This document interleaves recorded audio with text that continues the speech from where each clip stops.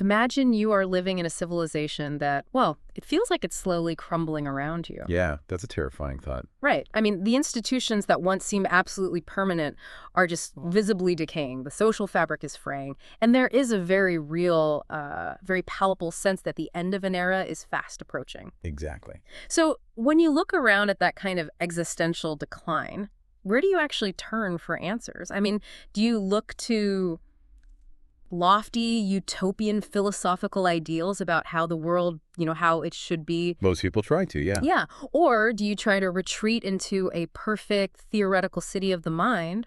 Or, and this is the big question, do you strip all of those comforting illusions away and start looking for the raw, unfiltered, almost biological rules of how human society actually works? It's a profound question. Yeah.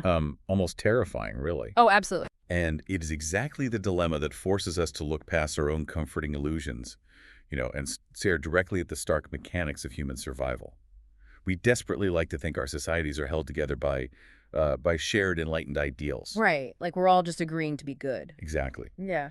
But when the pressure is truly on, like when a civilization is genuinely tested, those lofty ideals often give way to much more primal, unforgiving forces. Welcome to this deep dive into the source material. Today, we are looking at a 14th century genius who basically watched his world fragment and fall apart and decided to invent the science of sociology to figure out why. Yeah, he really did. We are talking about the groundbreaking and honestly earth-shattering political thought of a thinker named Ibn Khaldun.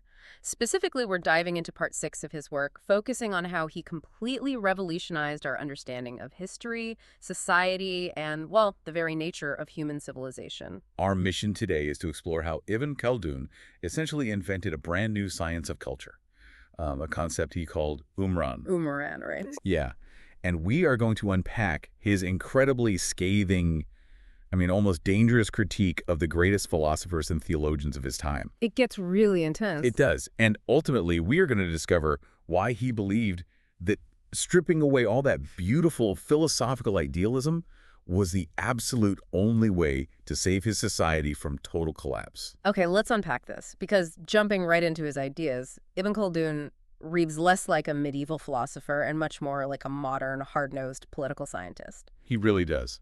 But how did he actually view himself? I mean, he's steeped in all this classical philosophy and Islamic law, right?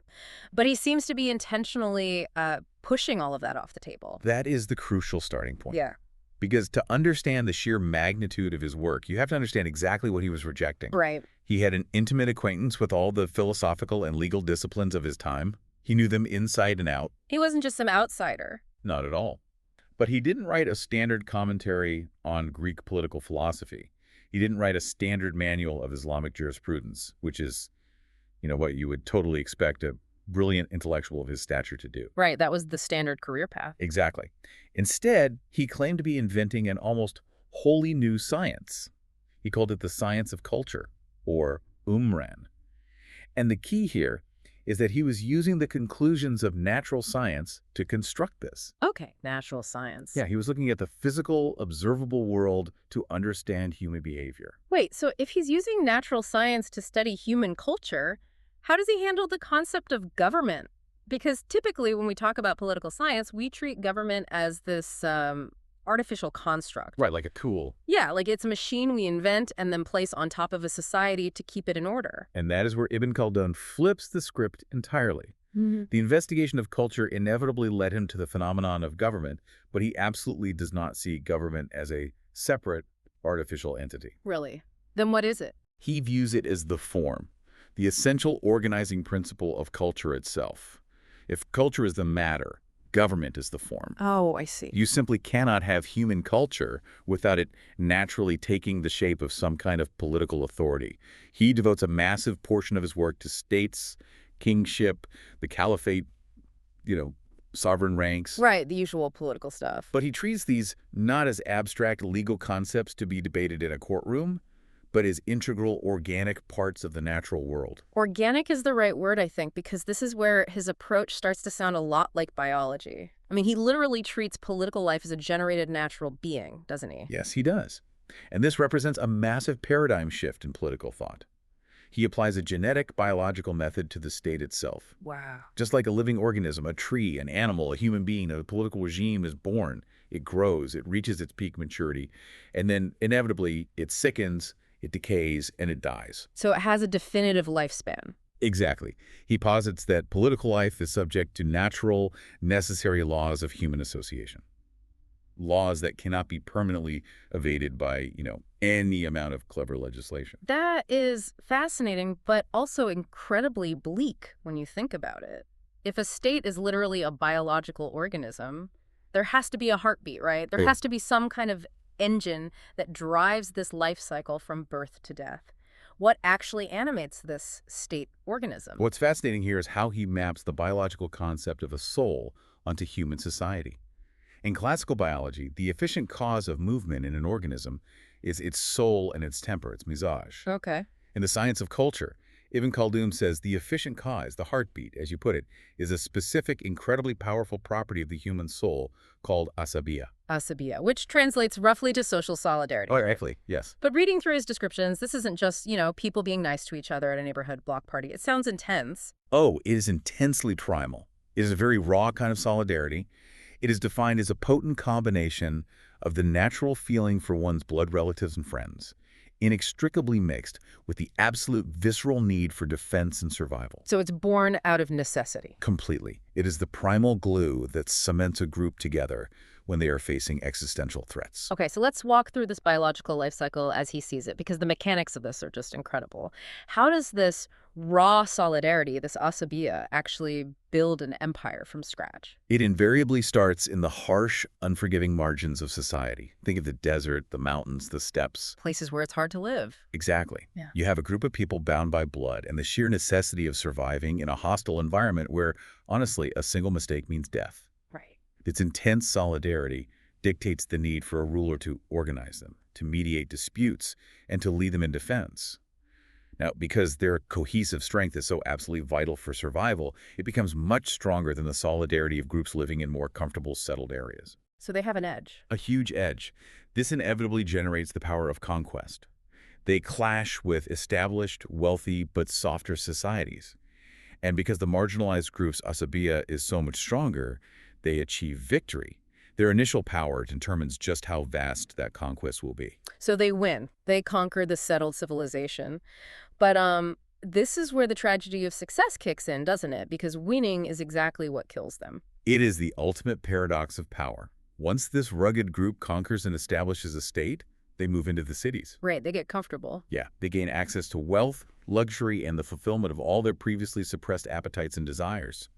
And according to Ibn Khaldun, this very fulfillment is a fatal poison to asabiya. Oh, wow. So success is the poison. Precisely.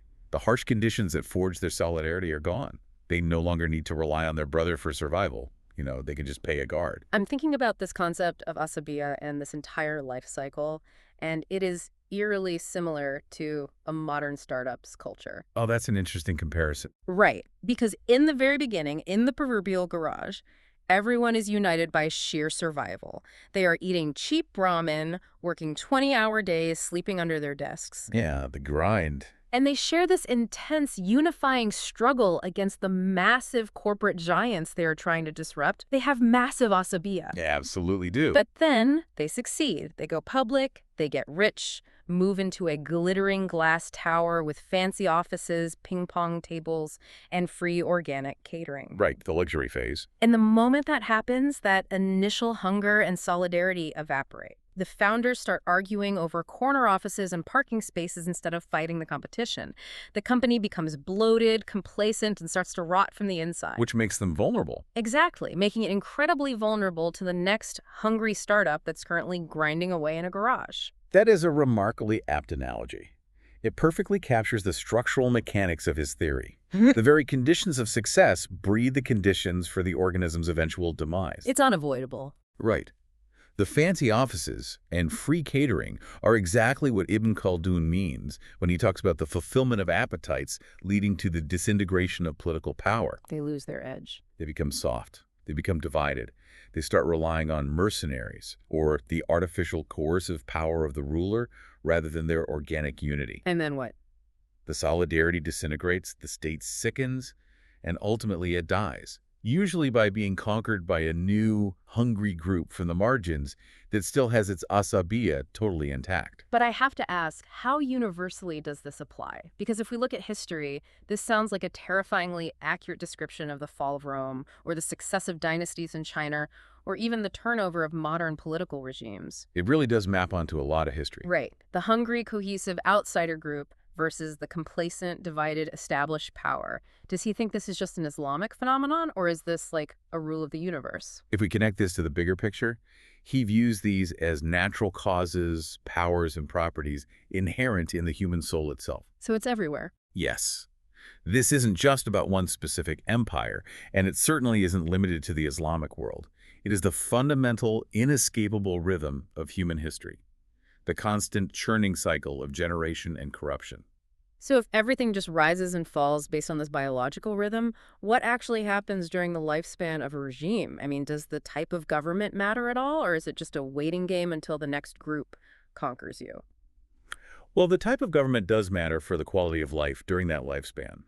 Ibn Khaldun does break down regimes into 3 specific types based on how they operate within this natural cycle. Okay, what are the 3 types? Yes, through his analytical method, he distinguishes 3 major forms of political power, and they represent the different ways humans try to manage this chaotic reality. The first type is the purely natural regime. Natural regime, what does that look like? This is essentially a raw tyranny. It's where a tyrant or a small, powerful band gives free rein to their natural appetites. Oh, yikes. Yeah, there is no higher guiding principle, no philosophy, no grand vision, just what the ruler wants in that exact moment to satisfy their desires. Just raw power and appetite. That sounds like the terminal stage of a decaying empire. So what is the second type? How do humans try to improve on that? The second type is the rational regime. In this form of government, the chaotic appetites of the natural regime are ordered and restrained by the agency of human reason. Okay, that sounds better. It is. The goal here is entirely practical. It's about a more peaceful and permanent enjoyment of worldly things.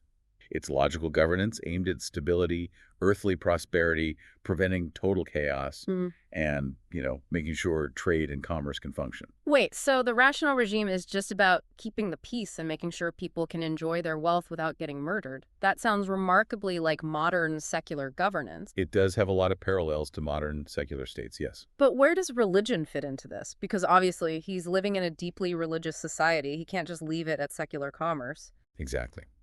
That brings us to the third type, the regime of divine law. Here, prophet legislators posit laws that order the affairs of men. Okay, divine laws. But unlike the rational regime, which only cares about your physical safety and your bank account, the divine law regime isn't just concerned with worldly things. It aims higher. Right. It orders the enjoyment of worldly things, yes, but it fundamentally directs them toward the things of the soul useful for man's welfare in the world to come.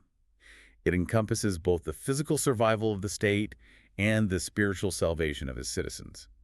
It all sounds so incredibly cold and calculating, doesn't it? Just hard biological political science. Even when he talks about divine law, he's analyzing it structurally, almost mechanically. And if it sounds like cold, hard political science, you are picking up on his exact intention. Ibn Khaldun is deliberately trying to separate his work from the moralizing and theorizing that came before him. He's stepping away from all that. Entirely. Which leads us to how violently he split from his predecessors. Let's get into that. Because he explicitly separates his new science of culture from traditional political science and also from rhetoric.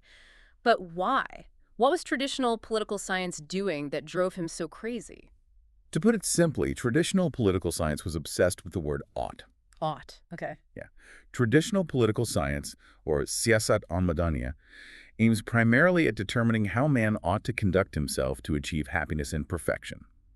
It's about governing the city according to the strict requirements of ethics and philosophical wisdom. So it's all about an ideal. Exactly. It's entirely aspirational. And rhetoric, in that context, is simply the tool used to convince the multitude to follow those aspirational opinions. So traditional political science is basically just a bunch of philosophers sitting around a courtyard dreaming up a utopia, and rhetoric is how they trick the commoners into building it for them. That is a cynical but fairly accurate way of looking at it from Ibn Khaldun's perspective. Wow. His science of culture is entirely different. It is an unflinching inquiry into how man has actually lived in the past and how societies actually function. It's strictly about the is, not the ought. It is just the facts. Right. He restricts his premises entirely to the natural sciences, looking at the natural, often brutal causes determining human association. But hang on, I need to understand this distinction. Sure. Didn't Greek and Muslim philosophers like Plato and Al-Farabi also study the rise and fall of cities? I mean, obviously, Plato talks about the degeneration of regimes in the Republic.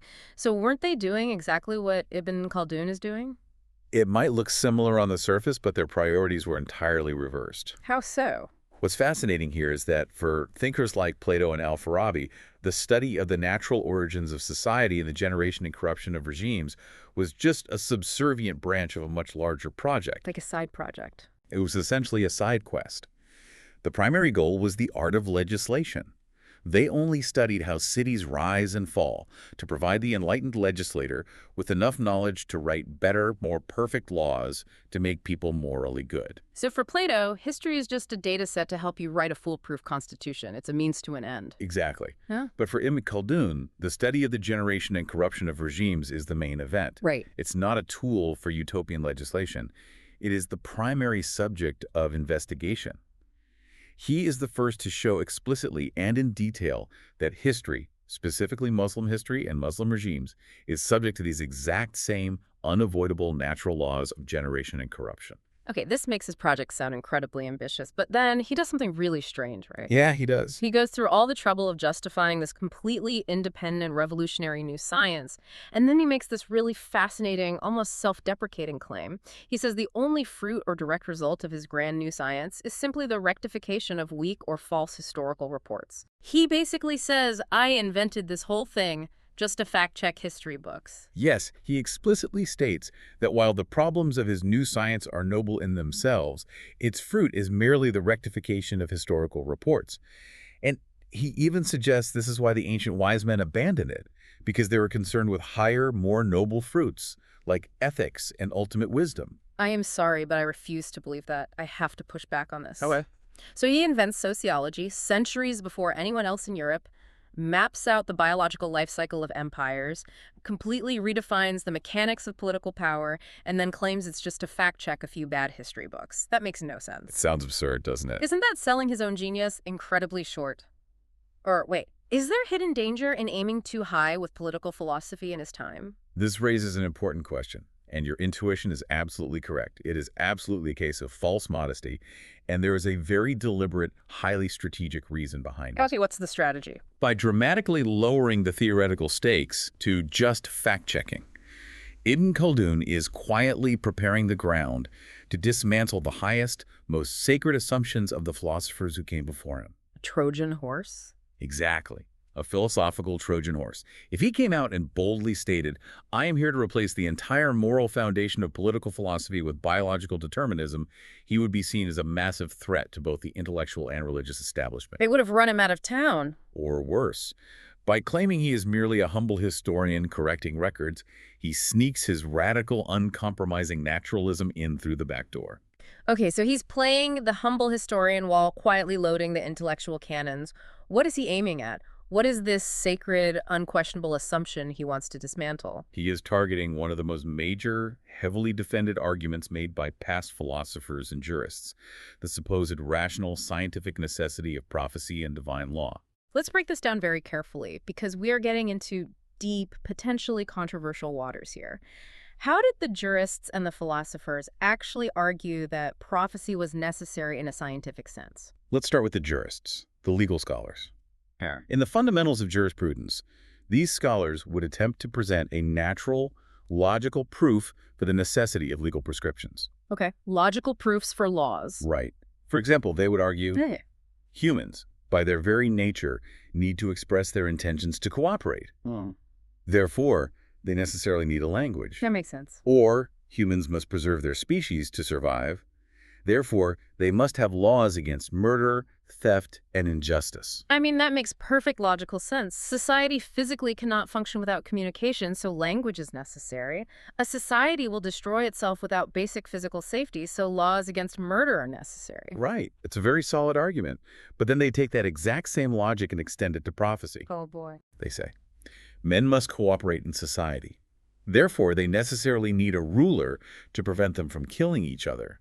And that ruler must be a prophet to to properly guide them. Wait, they equate those? Yes, they elevate the necessity of prophecy and divine revelation to the exact same biological level as the necessity of language or laws against murder. And the philosophers, did they buy into this legal argument? The philosophers actually go a step further and try to make it a matter of hard philosophical proof. Ibn Khaldun notes that they start with a completely valid demonstration, that human survival physically requires government and a ruler. That part is true. Right, the Umran stuff. But then they make an unwarranted addition. They claim to establish, by rational argument, that this rule must come by a divine law imposed by God and introduced by a prophet. They're trying to prove it with math, basically. Essentially, yes. They argue that without a prophet to compel absolute submission through divine authority, ruling cannot be completed without constant rebellion and reproach. So the philosophers were arguing that an effective functioning society, mathematically, requires a divine law to exist. Here's where it gets really interesting for you listening. Because Ibn Khaldun hears this argument from the most brilliant, revered minds of his era, that a state philosophically requires a prophet and a divine law to function. And he drops what might be the greatest historical mic drop in medieval philosophy. He really does. He points to the Magians. Yes, the Magians. This refers to the Zoroastrians or the pre-Islamic Persians. Ibn Khaldun's counter-argument to the philosophers is devastatingly simple, entirely empirical, and impossible to refute. What does he say to them? He says to the philosophers, "You claim that human existence and social life cannot be complete without a divine law and a prophet. But look at the Magians, look at the Persians. They had no revealed book in the Islamic sense. Yet they formed the majority of the world's inhabitants for centuries. They built massive, complex states. They left incredible monuments. They maintained order, commerce, and laws over vast, sprawling territories." He is basically pointing at the ruins of the Roman or Persian empires and saying to the philosophers, if your math says a bumblebee can't fly, but the bumblebee is flying right in front of you, your math is wrong. That's a perfect way to put it. The philosophers were completely ignoring historical reality, steering right past actual massive empires, just to make their neat little theories look clean on paper. Exactly. The philosophical demonstration that society inherently requires a divine law to function is empirically demonstrably false. The reality, Ibn Khaldun argues, is that royal authority and asabiya, that raw, primal social solidarity we talked about earlier, are entirely enough to build and maintain a state. You don't mathematically need a prophet for a society to function. We really need to pause and appreciate how incredibly radical this is. I mean, he is living in a deeply religious society, a society where faith is the absolute center of everything. Yes, in the 14th century. And he has the intellectual courage to stand up and say that religion is not a natural biological prerequisite for civilization. He is completely severing the bare minimum biological needs of a society from its moral or spiritual aspirations. It takes immense courage, and it fundamentally redefines the conversation. He is asserting that religion does not belong to those requirements that form the indispensable minimum for the existence and preservation of society. Right, unlike language. Language is necessary. Yeah. Basic laws against murder are necessary. If you don't have those, society literally ceases to exist. But divine government, men can and have built massive, functioning, incredibly complex empires without it. But this realization leads directly to a much bigger, much more dangerous problem. Oh, absolutely. If the greatest philosophers of his time are bending the truth, ignoring actual empires just to pretend that society needs religion to function, what else are they bending the truth about? Why are they forcing these two completely different things together? That brings us to the core of Ibn Khaldun's massive critique regarding the danger of mixing lanes. The source text outlines two totally different approaches to studying man, and understanding this split is key to everything he's arguing. Okay, let's hear them. There is natural politics, and there is divine politics. Let's clearly define those so we don't get lost. Natural politics is what Ibn Khaldun is doing, right? Yes. Natural politics is based strictly on natural science. It only admits premises that can be demonstrated in reality, observed in nature, and proven by history. Like the life cycle of a state. Exactly. Or the mechanics of asabiya. It's a completely natural science of politics. Okay, so it's empirical and divine politics. Divine or metanatural politics is the approach of the Greek and Muslim political philosophers. This approach comes after metaphysics or divine science. After metaphysics. Yeah. Instead of looking at how humans actually act, it starts by considering the ultimate end of man, his spiritual perfection, his place in the cosmos, the nature of God. And then it tries to build a political science backwards from those heavenly ideals. It's top-down instead of bottom-up. Perfectly said. Top down. And the text specifically points to Ibn Sina, one of the most famous thinkers in history, as the prime example of this, right? Hmm. How does Ibn Sina structure his work to show this? If we connect this to the bigger picture of Ibn Sina's comprehensive philosophical works, he actually has two completely separate discussions of political matters, which is very revealing. Two of them. Yes. First, he discusses the natural foundations of society at the end of his natural sciences section. He acknowledges the natural needs of man, much like Ibn Khaldun does, but then he clearly decides that natural foundation isn't enough. It's not grand enough. It doesn't get him to the spiritual conclusions he wants. Exactly. So he tacks on a second, much more elaborate version of political science at the very end of his divine sciences, metaphysics. Ah, I see. And in this section, he leaves natural observation behind and argues that the first cause, God and the angels, make prophecy obligatory. Sure. Because God and the angels are perfect, he argues, they are rationally obligated to send prophets and divine laws to organize society. But Ibn Khaldun tears this apart. He absolutely shreds it. Ibn Khaldun points out that the premises of this divine political science are simply not rationally demonstrable. You can't prove it. Right. You cannot mathematically or scientifically prove the actions of angels or the first cause in the same way you can prove the need for a ruler to stop a riot. These metaphysical claims do not compel human reason on their own. They only hold weight because the divine law itself demands belief in them. Okay, so Ibn Sina is essentially dressing up religious belief in the costume of rational scientific proof. He's saying, I can prove logically, using philosophy, that angels must send prophets. And Ibn Khaldun is saying, no, you can't. You're just using the vocabulary of logic to describe something you already believe on faith. Precisely. Ibn Khaldun is saying that these are undemonstrated opinions. Now, whether they are true or false is not the issue. He's a devout believer himself. Right, he's not an atheist. Not at all. The issue is that they do not impose themselves on human reason the way a demonstrated scientific fact does. And trying to pretend they do, trying to make faith dependent on logical proofs, is incredibly dangerous. This brings us to another major group Ibn Khaldun criticizes, the dialectical theologians, or the Kalam. Who were they, and what exactly was their mistake? The Kalam were essentially the intellectual defenders of Orthodox faith. Originally, their purpose was highly practical and purely defensive. Defensive how? Well, when Islam expanded rapidly, it encountered new philosophies and internal innovators like the Mutazilites and the Shiites, who attacked Orthodox beliefs using complex, rational arguments. Okay.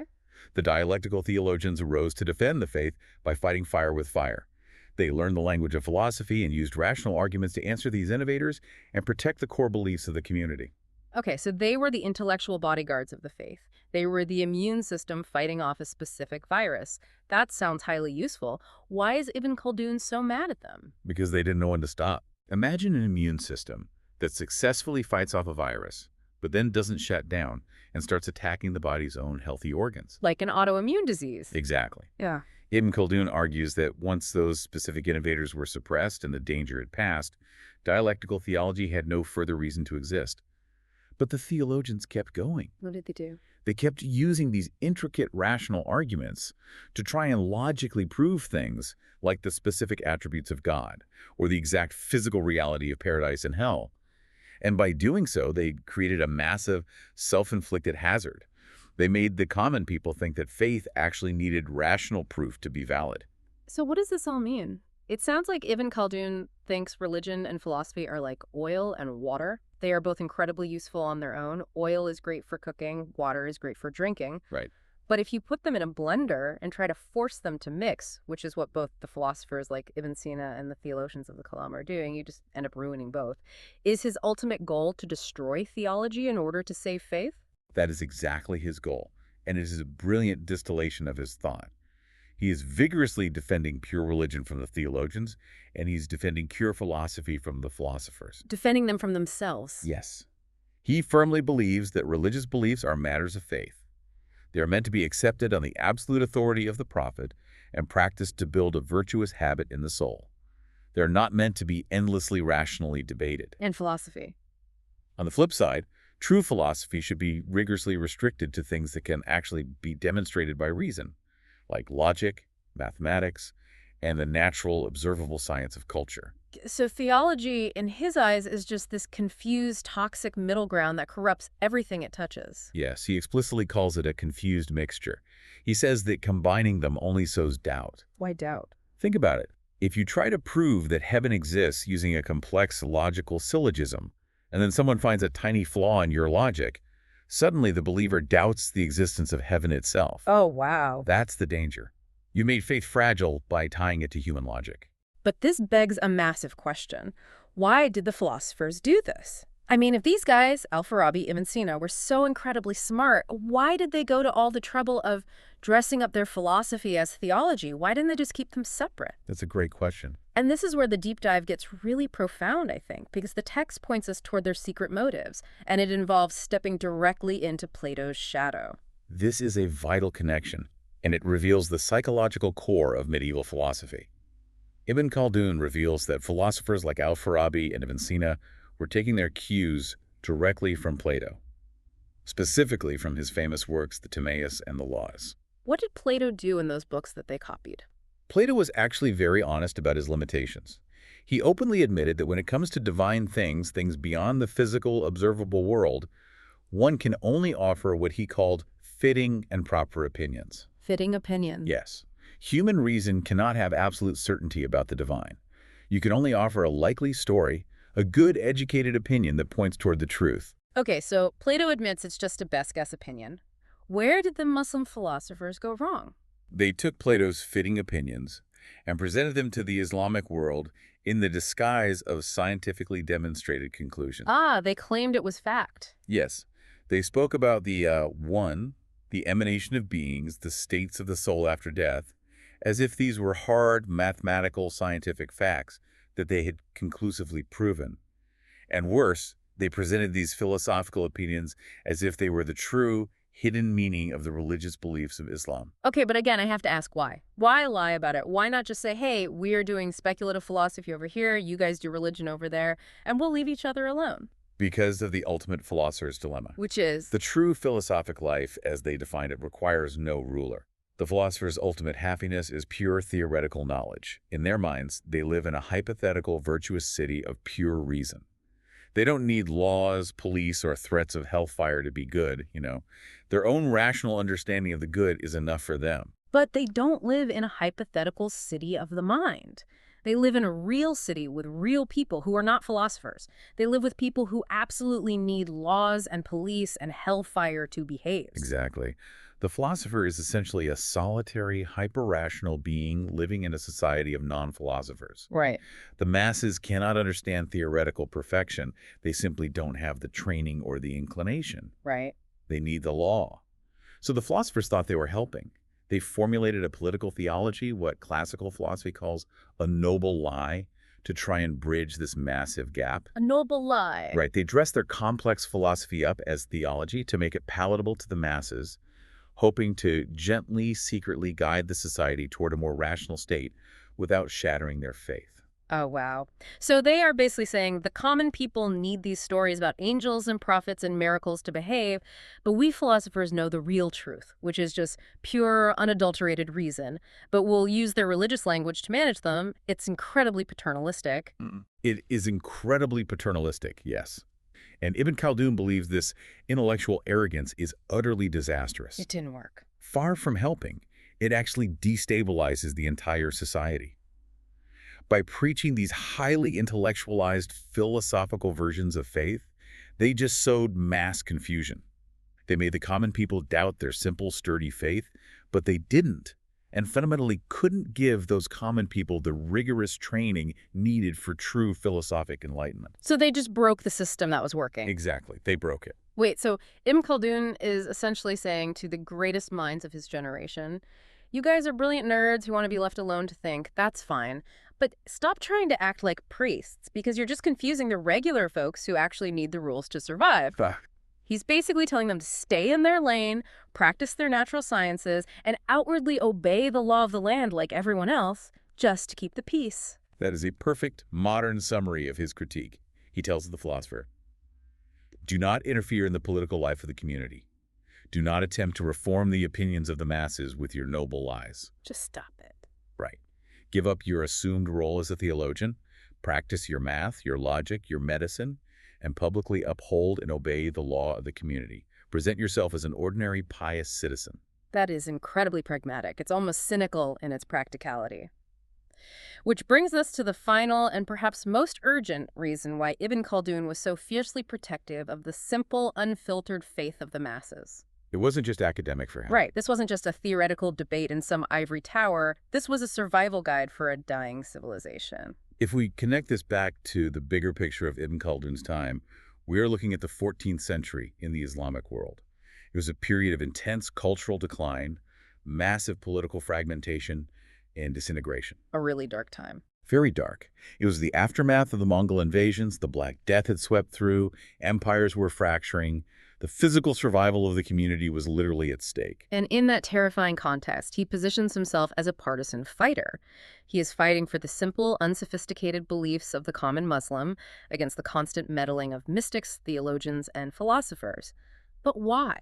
Why is this simple belief so crucial for survival when the barbarians are at the gates? It all comes back to the natural science of society we started with. A strictly natural biological approach proves that society is necessary for human survival. But, and this is the terrifying part that Ibn Khaldun uncovers, it also proves that morality and virtue are not naturally necessary. Stop. Let that sink in. Nature demands that we form groups to survive the wilderness. Yes. But nature does not demand that we are good to each other or honest or virtuous. Exactly. There is no universally valid natural rule of conduct embedded in our biology. Rational morality has no secure foundation in raw nature. Reason alone simply cannot compel the vast majority of human beings to constantly suppress their selfish desires for the good of the whole. So logic isn't enough. Not even close. Yeah. Theoretical philosophy might make a few solitary geniuses happy in their study, but it absolutely cannot hold a starving, frightened society together. So society needs a glue that is much, much stronger than just, it's logical to share, because when things get desperate, logic goes right out the window. Yes. Therefore, society desperately needs divine law, not because the philosophers can mathematically prove that angels exist, but because the law is the absolute only mechanism that effectively forces citizens to overcome their selfish desires. The fear and the hope. Exactly. The promise of afterlife rewards and the terrifying fear of afterlife punishments provide a compelling, unquestionable authority that human reason can never, ever achieve for the masses. So his ultimate point is almost painfully pragmatic. When the barbarians are at the gates, when your asabiya is fading, and your civilization is rotting from within because of luxury and complacency, you do not have the luxury of debating the metaphysical mechanics of angels in a university courtyard. You really don't. You need social solidarity, and you need the unquestioned, absolute authority of the law to keep people acting right and pulling together. He is weaponizing political science to protect religion, not because religion is mathematically provable, but because society literally collapses without it. You have captured the absolute essence of his genius. He realized that the greatest threat to his society wasn't just invading armies from the steppes, it was the intellectual rot that slowly dissolved the foundational beliefs of the community. By ruthlessly exposing the limits of philosophy and theology, he wasn't attacking truth. He was defending the indispensable, practical pillars of human survival. He taught his people that while they didn't need philosophy to prove their religion, they desperately needed the natural science of culture to understand why their religion was the only thing keeping them alive. That is just, it's heavy. And it is so incredibly relevant to how we view our own institutions today. To summarize this massive journey we've been on, we started by discovering the biological life cycle of empires and the raw, primal power of asabiya. A heartbeat of the state. Right? And we watched Ibn Khaldun strip away the utopian ideals of past philosophers, exposing their necessary theories as fantasies by pointing to the historical reality of the Magians. We explored how mixing philosophy and theology acts like a slow-acting poison in the well of public belief, thanks to the intellectual arrogance of the noble lie. Yeah, that confused mixture. And finally, we realized that sometimes the cold, hard biological facts of political science are actually the best, most robust defense for the ancient traditions that hold a society together. It is a profoundly sobering reminder that civilizations are fragile, organic things, and the abstract ideas we casually inject into them have real biological consequences for their lifespan. Which leaves us with a final thing to mull over as we end today. Think about the intense political and social debates happening in our world right now. How often do our own leaders, commentators, and public thinkers mix up what ought to be with what actually is? All the time. And by constantly using extreme intellectual arguments to endlessly dissect, deconstruct, and critique our shared beliefs and foundational laws, are we just like the philosophers Ibn Khaldun criticized, accidentally dissolving the very social glue we need to survive the next crisis? Take a look at your own sources of news and information this week and ask yourself, are they giving you the cold reality of the Umran, or just a dangerous, comfortable illusion? A vital question for anyone living in a complex, deeply divided society. Because at the end of the day, when the civilization starts crumbling, you simply cannot philosophize your way out of biology. Thank you for joining us for this deep dive into the source material. We'll see you next time.